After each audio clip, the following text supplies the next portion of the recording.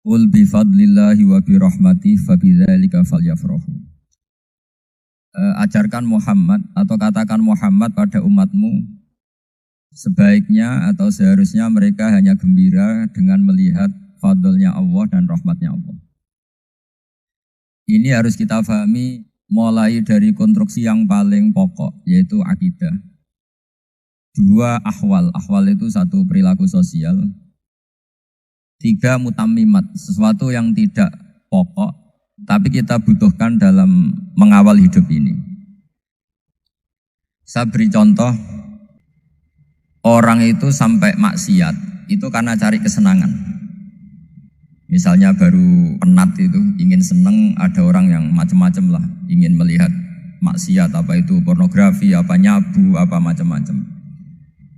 Itu sebetulnya agama punya konsep yang luar biasa, yaitu seharusnya seseorang itu gembira dengan ketaatan. Lalu pertanyaannya caranya gembira gimana? Gembira itu mudah. Jadi misalnya kamu sujud sama Allah Subhanahu wa taala. Terus cara berpikir begini, ini sekaligus ijazah. Cara berpikir begini. Ya Allah, ini kata Sayyidina Ali, kafani izzan an akuna laka abdan wa kafani fakhron an takuna li rabban. Ya Allah, betapa sialnya saya andaikan saya jadi budak dari makhluk yang sama. Misalnya sampean itu seorang kiai atau rektor atau doktor atau orang terpelajar, kemudian kamu jadi budak atau hamba dari makhluk yang setara. Betapa hinanya saya. Maka kata Sayyidina Ali, ya Allah, saya ini cukup bahagia, cukup bangga karena jadi budak, jadi hamba dari zat yang super atau yang maha super. Gini kok Allah Subhanahu wa ta'ala. Sehingga ada kebahagiaan yang luar biasa karena menjadi hambanya Allah Subhanahu wa ta'ala. Setelah bangga dengan jadi hambanya Allah, maka kita akan malu. Malu misalnya kok saya bahagia itu nunggu melihat pornografi, melihat maksiat. Itu terus menjadi malu. Kenapa saya bisa didikte oleh hal-hal seremeh itu? Ya, kita malu karena didikte oleh hal-hal yang seremeh itu. Karena kita didikte oleh nafsu. Jadi izzatun nafsi, satu harga diri seseorang itu harus dihidupkan untuk hanya tunduk kepada Allah Subhanahu wa ta'ala. Sehingga Nabi itu melatih satu logika tarkul ma'asi. Nabi itu dulu ketika ada seorang pemuda yang ya karena mungkin pemuda ya, dia itu mau masuk Islam, tapi uniknya kata pemuda tadi, saya masuk Islam tapi asal dibolehkan bebas zina. Jadi ini agak sableng gitu. Jadi mau masuk Islam syaratnya dibolehkan apa? Zina atau free sex gitu. Karena orangnya agak hiper. Itu Nabi tidak langsung mengancam dengan neraka enggak. Ketika mau pamit gitu semua sahabat melarang.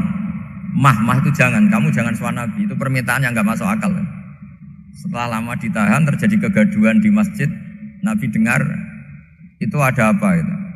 Itu ada pemuda yang mau masuk Islam tapi yasta'dzinuhu fi zina. Tapi mereka minta izin Nabi untuk tetap boleh zina.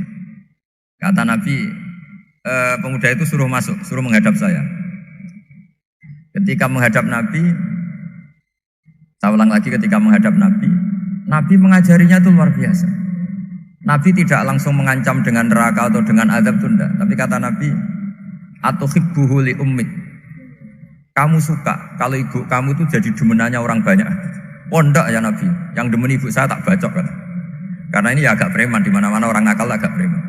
Terus atuhibbuhu li bintik. Kamu suka kalau putri kamu ya digitukan orang-orang.